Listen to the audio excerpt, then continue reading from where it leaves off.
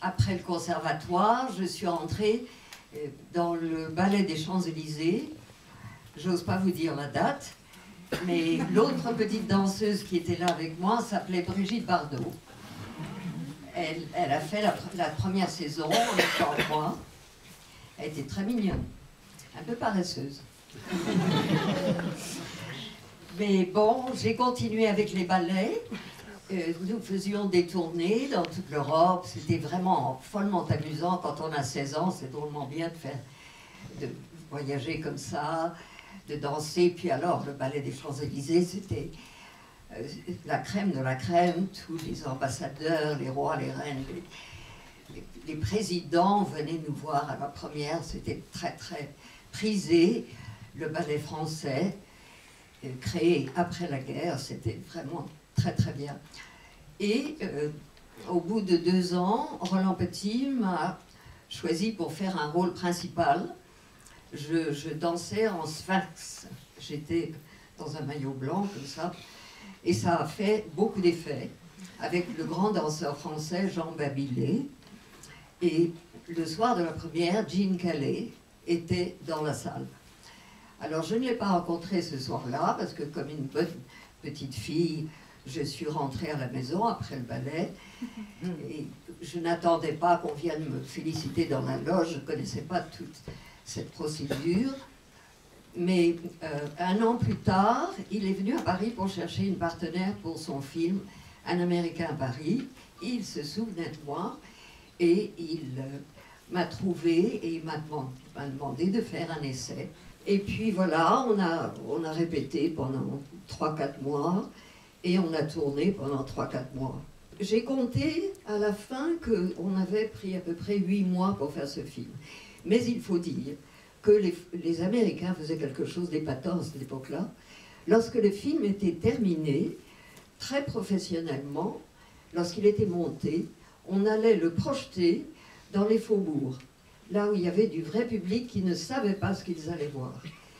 Et le public venait, on leur donnait des fiches et ils remplissaient les fiches en disant « j'aime ceci, j'aime pas ça, ça m'ennuie ». Et d'ailleurs, tous les gens du studio étaient venus dans un train spécial et on était derrière le public et on entendait bien ce qui marchait, ce qui ne marchait pas. MGM était très bien structuré au point de vue financier. Alors les grandes stars bien établies, naturellement, avaient un gros salaire. Mais moi, j'étais une petite débutante et j'étais payée même pas comme une secrétaire. J'avais un tout petit salaire très modeste. Ce qui fait que je n'ai pas pu ni me louer une de ces merveilleuses villas avec piscine, ni rien du tout. D'abord, j'étais dans un hôtel de 3e ordre, un peu louche. Quand Gene Kelly a entendu dans quel hôtel ma mère et moi, parce que j'étais mineure, je devais avoir une douane.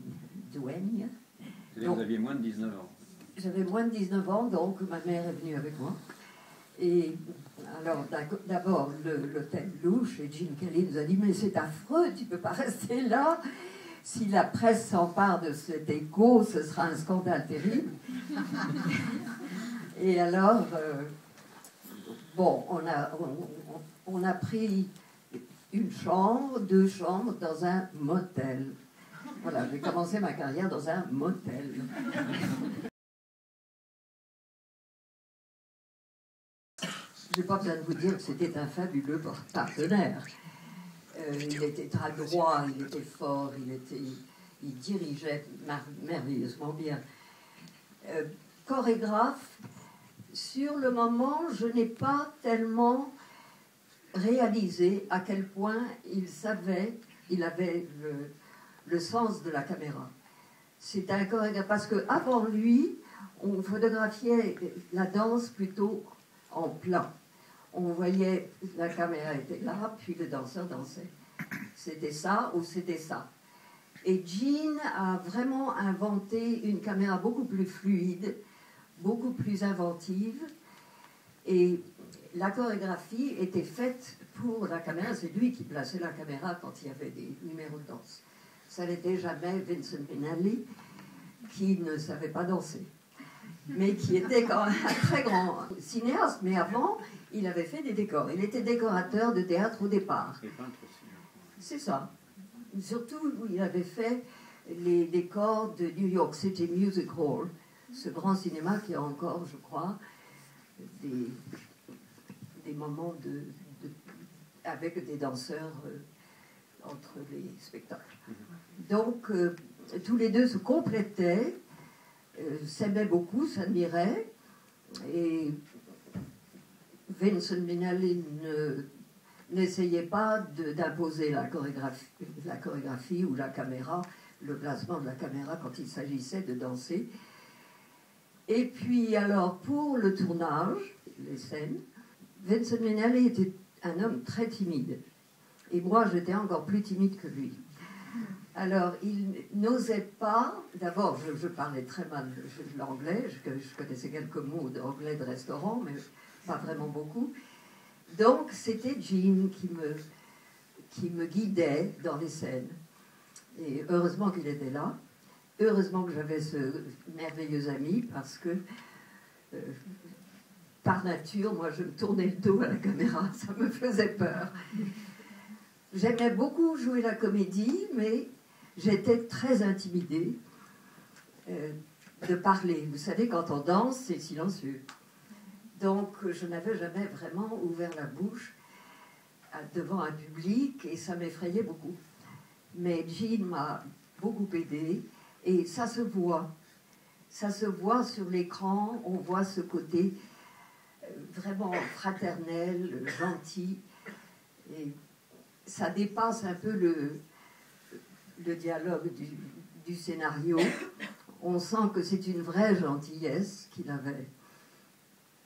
Voilà, c'était un type épatant qui a donné leur chance à beaucoup d'artistes et qui était vraiment, avec Fred Astaire, le plus grand danseur d'Hollywood, et qui a fait une carrière absolument merveilleuse. Il est même venu en France, il adorait la France. Sa fille aînée a été élevée ici, elle a été à la Sorbonne, et je ne serais pas étonnée si elle habitait encore Paris d'ailleurs. Mais il aimait, il parlait bien le français, et c'est ça, ça m'a beaucoup aidé. Voilà. Alors ce sont de grands souvenirs. Nous avions aussi le plus grand producteur d'Hollywood, Arthur Freed, qui était un grand producteur et qui a fait les plus grandes comédies musicales, qui prenait des risques.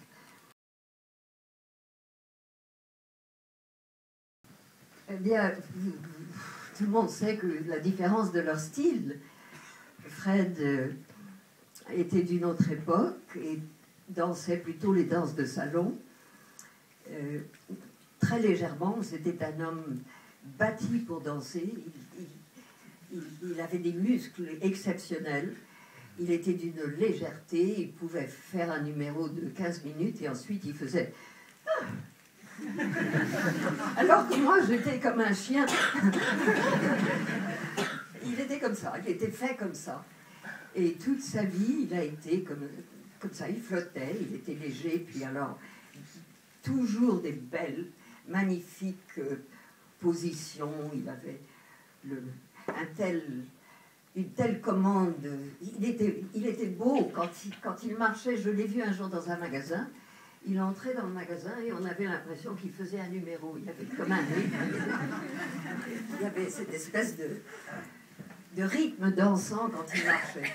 Mais moi, si je suis un peu mélancolique le soir, je regarde YouTube, Fred Astaire et Rita Hayworth. Donc, You Were Never Lovelier. Et c'est un vrai bonheur.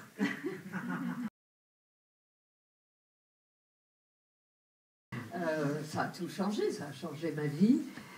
Je me suis rendu compte qu'on ne peut pas lutter contre un tel destin qu'on m'offrait sur un plateau d'argent. Aussitôt le film terminé, le studio a re-signé, parce que moi j'avais un contrat de 7 ans. J'étais obligée d'accepter les 6 années suivantes, mais eux le renouvelaient tous les ans. si il le voulait.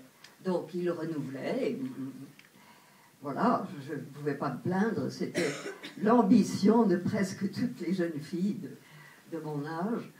Et puis je me suis prise de vraiment de plaisir à jouer la comédie. J'ai commencé à prendre des cours d'art dramatique avec un russe, un professeur russe, Jdanov, et je m'amusais, j'aimais beaucoup jouer la comédie. La seule chose que je regrettais, c'était de ne jamais avoir de rôle dramatique. Parce que, ayant vécu la guerre, et je me sentais capable de jouer aussi des rôles dramatiques. J'aimais beaucoup la comédie et j'aime beaucoup la farce. J'ai joué du Feydeau sur scène. Mais les rôles dramatiques, pendant très longtemps, on ne voulait pas me les donner parce que j'étais connue pour la comédie musicale. Mais enfin, je ne peux pas me plaindre. J'ai eu vraiment une très belle carrière qui n'est pas finie.